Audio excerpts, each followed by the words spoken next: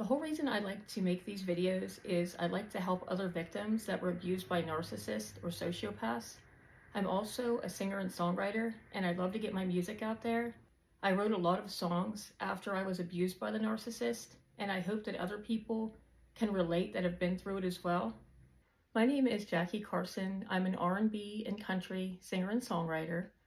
I wrote a lot of my songs while healing from narcissistic abuse. Two of my R&B songs, Never Let You In Again and Superstar, I wrote after dating a malignant narcissist in the music industry. Then I started writing country music, and I wrote a song called Don't Come Again. Anybody that follows me, that subscribes or likes my content, that supports me as a narcissistic abuse victim or as a singer and songwriter, I greatly appreciate it. Today's topic I wanted to cover was financial abuse by a narcissist. I know there are female narcissists and male ones out there, and I wanted to talk about the financial abuse that I went through, and if anybody can relate. The narcissist that I was with has an artist development group, and he has never gotten anybody signed that I know of with a major label. I don't know of any artist really having any success. One way of financial abuse is he makes a shit ton of money from consulting. He has some connections, but a lot of them are exaggerated. He was getting artists to give him anywhere from $30,000 to $250,000 for consulting. Another way they make money, they'll ask you what your budget is. They'll try to charge you for slots to listen to you perform. He stole jewelry from the rappers that he conned $250,000 from. He would convince me that he had Sony and that he would get deals on the room because he had Sony at the W in Chicago. He would have me send a picture of my card, and he did this with other artists as well. Then later on, you would find out that he didn't even have Sony. I had charges for hotel stays and food and liquor on my card days after I left Chicago. Because he would lie about his credentials, he would make you pay for his flights and hotel stays, living the high life off of artists. I actually had Sony Records research him, and they said he didn't even have Sony. And then he would sneak girls in the room that you paid for. Whenever we just broke up, he'd be having girls, and who knows, maybe guys, stay in his hotel room with him. He would convince me, because he had Sony, which I later found out he didn't even have, that he would get deals on blocks of rooms.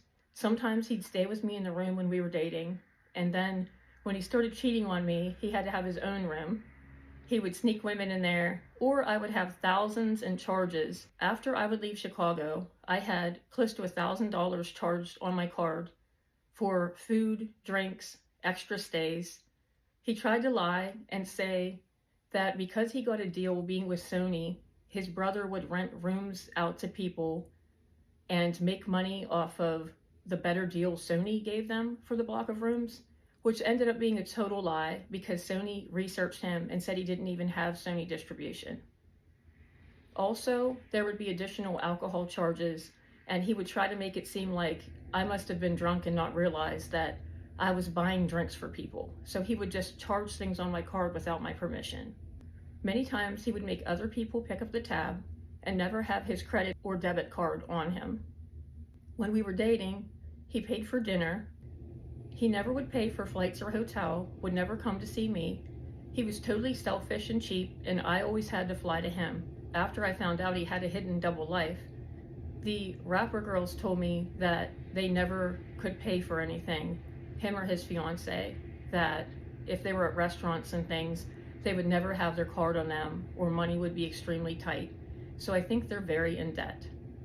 I noticed that his house, whenever I researched it after learning the asshole had a hidden double life, is way out of his means. He thinks he's a celebrity when Sony Records said he didn't even have Sony. He had at least 2 kids that he never would pay child support for, and I also noticed some tax debts.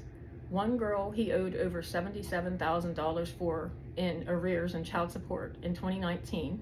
Over $10,000 in Georgia is considered a felony. Lord knows how many kids are out there of his. But he has this house that's way out of his means, and he has a kid with his wife that he tried to marry on my birthday after I left his label. So I have a feeling that that little girl sadly will face the same fate as the other sisters have, where he paid absolutely nothing for them. He had to have top of the line clothes, Rolex watches, everything in the house to keep up with the Joneses, top of the line, everything that I saw. Now, I blocked him years ago, but after I found out he had a hidden double life, of course, you go to see, was he dating this person the same time as me? And I noticed that they had a house that was way outside of their means. And my family are pretty well off with money, but they're also smart and they save their money. And someday I will be able to have that dream mansion on the beach.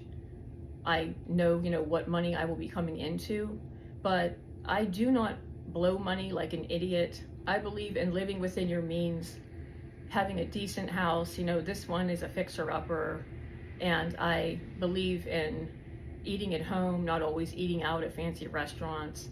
Smart decisions. I'm not one of those women that have to marry someone that makes $200,000 a year. As long as somebody works hard, I'm happy with that.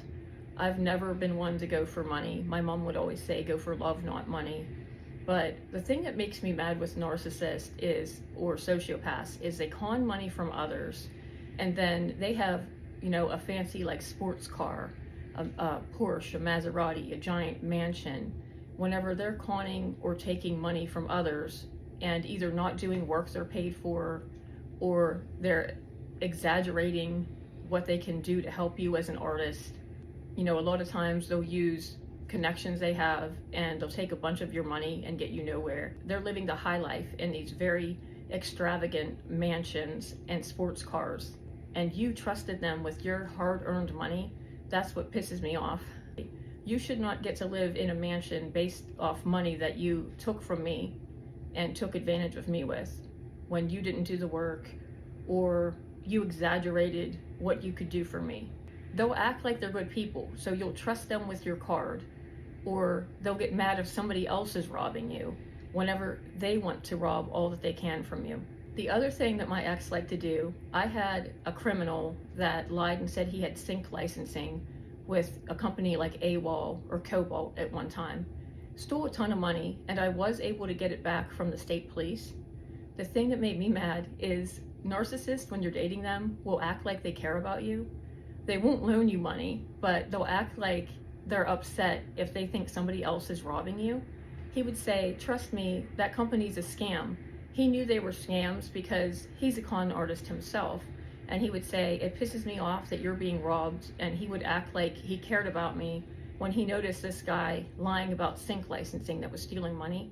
And the only reason I think he cared was because that guy was stealing money that he could have stolen from me.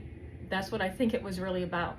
I think that the one I met was mirroring me and a con artist the whole time. I don't think he ever cared about me. He used to say, I care about you, or I love you, and stuff like that. And I don't think he ever did. I think that he totally faked it the whole time just to steal from me. Also, they'll mail you gifts, and their gifts will be fake. I got mailed a pink coat from his fake address. He called me after him and a new supply cheated behind my back, and then I guess they broke up. So he was breadcrumbing me the whole time that he was cheating on me with her and a few other women. So once they broke up, he called and asked me if I wanted a Christian Dior bag. He went into a store in Atlanta and was texting me pictures. He said, Google it, it's $2,500. I actually have the text that I'll show you guys someday. And not that I even cared, because I was always taught to go for love and not money. So I said, I don't really care. Like, I already didn't trust him anyways, and that was pretty much never going to change.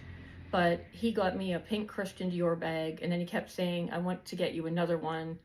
And after we broke up, which is one reason I recently mailed the gifts back to him, I don't want anything from him in my home because I think he's evil.